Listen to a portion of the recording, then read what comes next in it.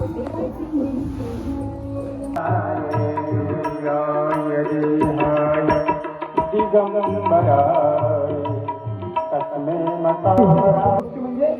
तरुण व्यक्तीचा मृत्यू जास्त होतो. आमच्या घरामध्ये. नमस्कार मित्रांनो, मी सूरज विष्णू तुमचं आजच्या एका नवीन ब्लॉगमध्ये सहर्ष स्वागत करतो. तर आज आहे शिवपुराण सुरू होत आहे ती आपल्या लॉनवर अंजनगाव रोडवर. चला मस्त जाऊ. आधी तिथं आले आहेत आपले महाराज जे आपले जास्त कॉन्टॅक्टमध्ये आहेत.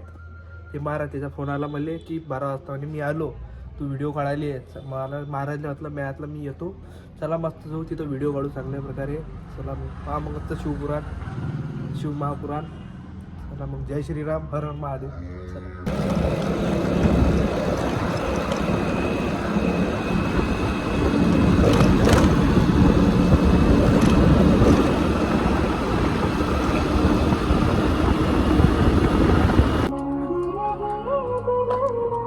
नित्याय शुद्धाय दिगंबराय तस्मै नकाराय नमः शिवाय. नमः हरि ओमाः.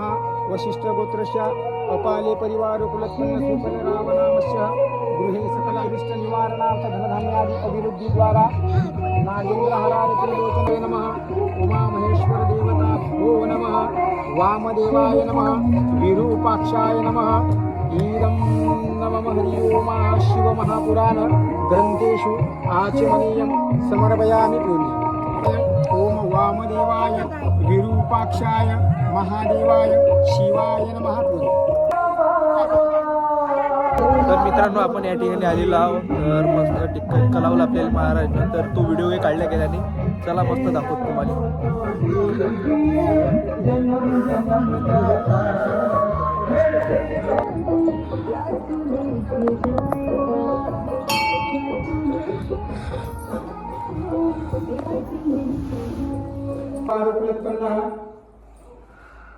गृहेषु धर्म अर्थ काम मोक्षं च सिद्धिद्वारा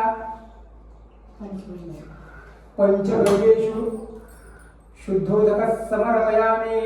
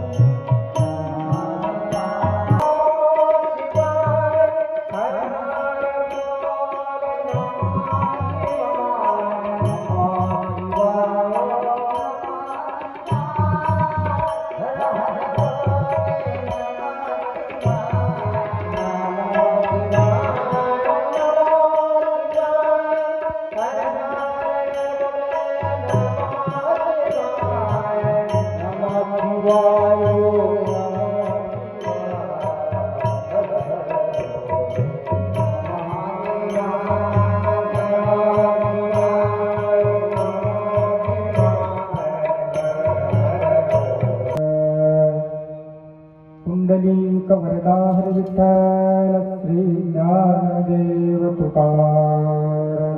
पंढरीनाथ भगवान की जय. माऊली ज्ञानेश्वर महाराज की जय. संत तुकाराम महाराज की जय. नमः पार्वती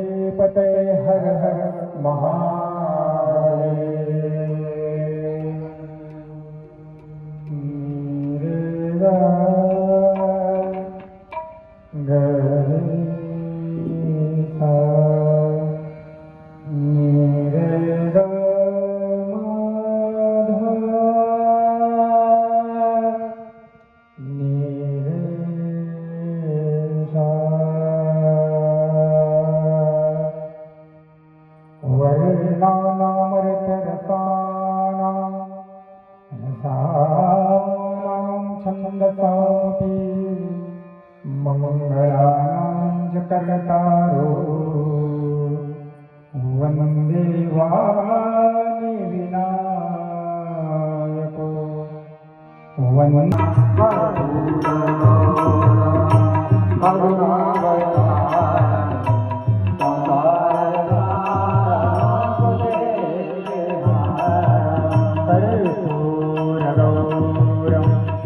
करुणावतारं संसारसारं भुजगेन्द्रहारं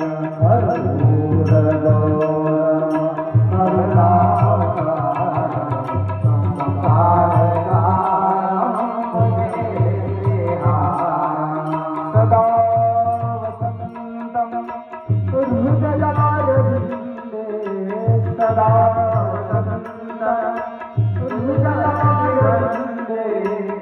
भवं भवानी सहितं नमामि कर्पूरगौराय देहाय दिगम्बराय तस्मै मकाराय भूमाधरेश्वरी ॐ शान्ति त्वं कालिका देवी ॐ शान्ति शुभं ॐ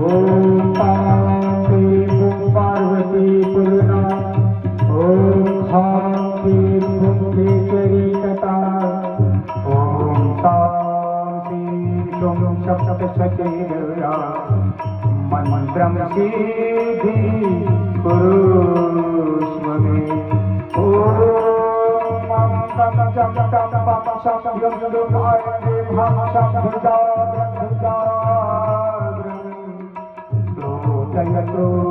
जय तं कुरु कुरु स्वाहा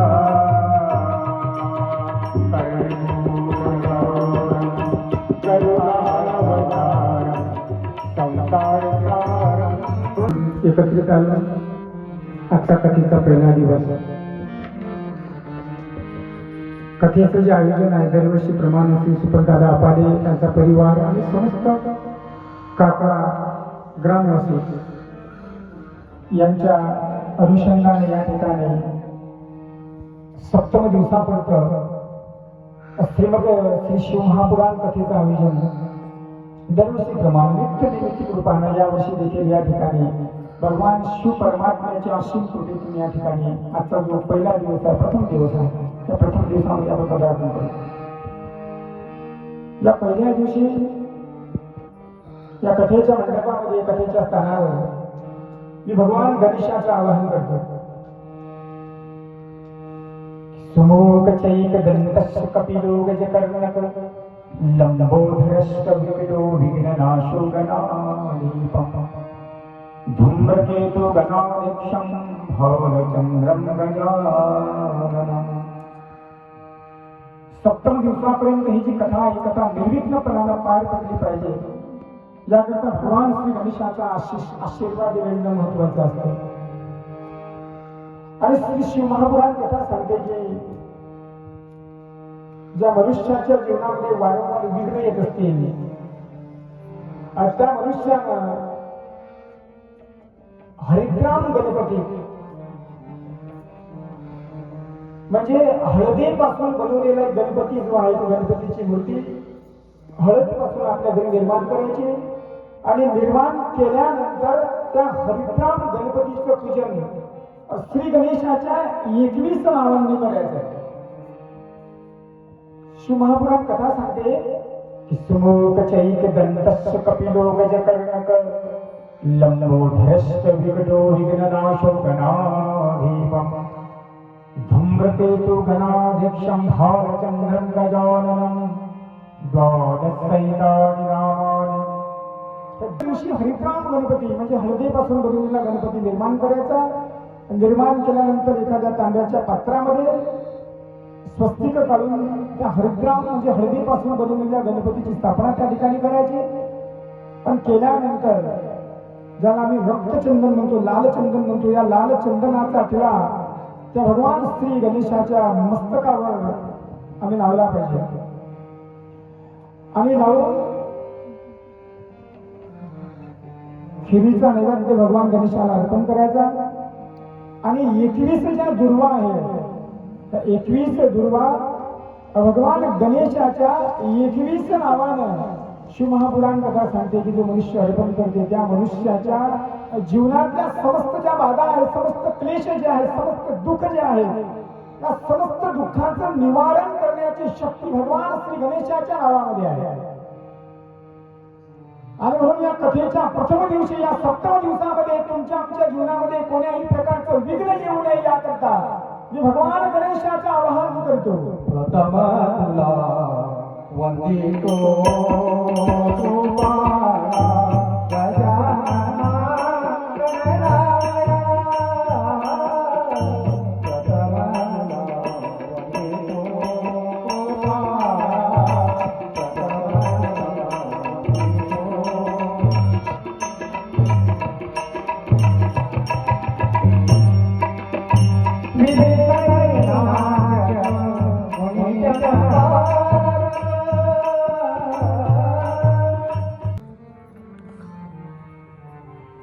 नंतर या कथेच्या प्रथम दिवशी मी भगवती महालक्ष्मीचा 2026 साल आहे की थोडं कठीण आहे.